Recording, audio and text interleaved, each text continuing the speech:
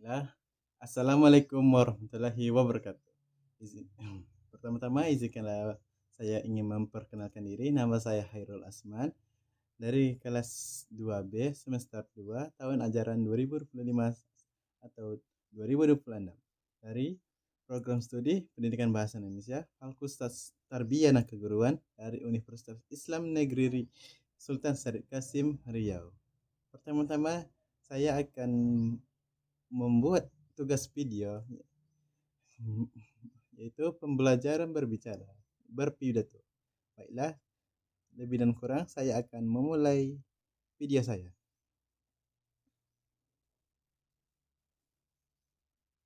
Assalamualaikum warahmatullahi wabarakatuh. Sirup jeruk rasa bakwan. Astagfirullahaladzim.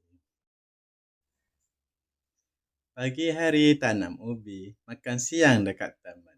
Izinkan saya ingin perkenalkan diri. Nama saya Hairul Asman. Baiklah, saya akan membawakan tema hari ini itu berpikir kritis. Baraya semua, pada zaman modern ini, segala macam bentuk informasi sama lajunya dengan waktu. Semakin banyak informasi yang lewat di beranda Anda, misalnya di media sosial Anda, atau maupun mengenai kabar burung atau dari mulut ke mulut, seberapa benar Anda mencari hal itu. Di antara semua berita itu, ada yang berita palsu. Namanya hoax. Artinya berita bohong. Berita yang diada-adakan. Berita itu berita propaganda yang berisikan hanya untuk mencari citra semata saja.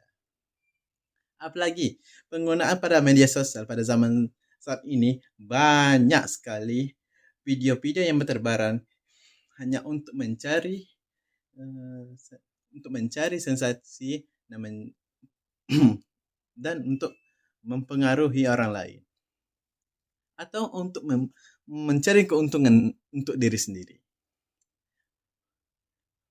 Hadirin sekalian yang terhormat, izinkan saya untuk menyampaikan untuk memverifikasi terlebih dahulu berita-berita yang berseliweran lewat internet, misalnya melalui Facebook, Instagram, YouTube, dan TikTok, Twitter, dan lain-lain sebagainya.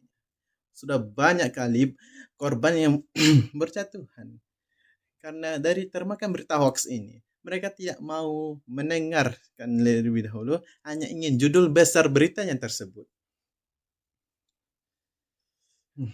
Dan tidak mau mendengar karena yang menyampaikannya bukan dari kelompok saya, misalnya.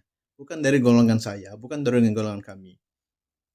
Apalagi sumber berita itu tidak ada sama sekali. Hanya dibuat-buat oleh mereka yang tidak bertanggung jawab atas informasi hal tersebut. Makanya berpikir kritis itu sangat penting, Baraya. Walaupun kita negara demokrasi, maka menyampaikan pendapat itu adalah salah satu ekspresi yang tentunya saja dibarengi dengan etika dalam berkomunikasi. Tidak menggunakan kata-kata kasar seperti monyet, kambing, dan mohon maaf, anjing dalam berdiskusi maupun berdebat sangatlah tidak disarankan. Oleh karena itu, menyampaikan solusi harus dibarengi dengan data dan fakta. Bagaimana cara mendapatkannya? Makanya kita harus mengetahui siapa pemilik dari informasi tersebut. Nah, siapa yang menyampaikannya itu bukan penting, tapi apa yang disampaikannya. Apakah dia menyampaikan suatu fakta? Apakah dia menyampaikan suatu kebohongan? Berita bohong? Bagaimana cara memverifikasinya? Dengan cara Baraya, verifikasi sumber dan menanyakan dari mana asal sumber tersebut, apakah itu terjadi secara faktual, nyata, atau hanya dibuat-buat oleh rekayasa artificial intelligence atau kecerdasan buatan AI.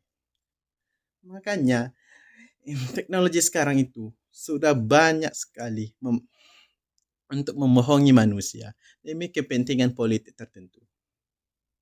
Misalnya deepfake atau video palsu seperti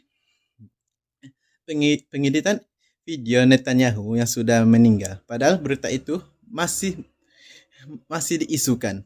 Belum tentu benar bahwa Netanyahu itu masih hidup. Itu hanya salah satu contoh. Misalnya lagi, itu pemberitaan pembacokan yang terjadi yang tidak lama ini yang terjadi di UIN Suskariau oleh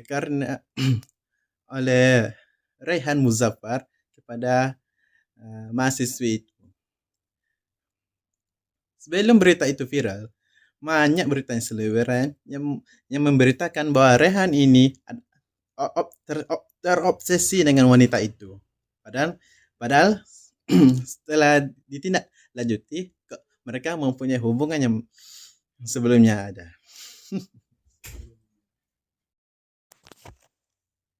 Hadirin yang sekalian, hadirin semua yang terhormat, para pendengarku, makanya kita harus berpikir bagaimana berita itu bisa ada, bagaimana berita itu benar, apakah itu berita asli atau berita hanya yang dibuat-buat atau berita bohong hanya untuk mencari sensasi internet saja, dunia maya.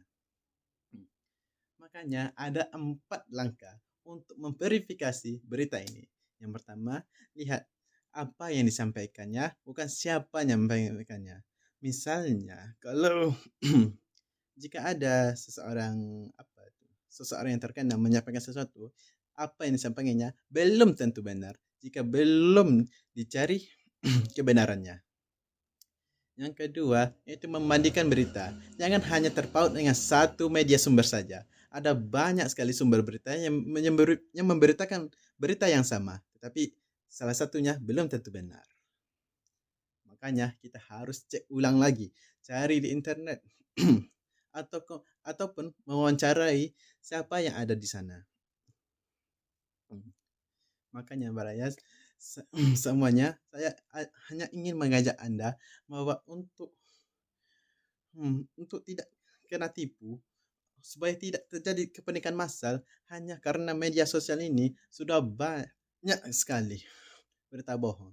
Akibatnya muncul kepanikan massal yang menyebabkan panik.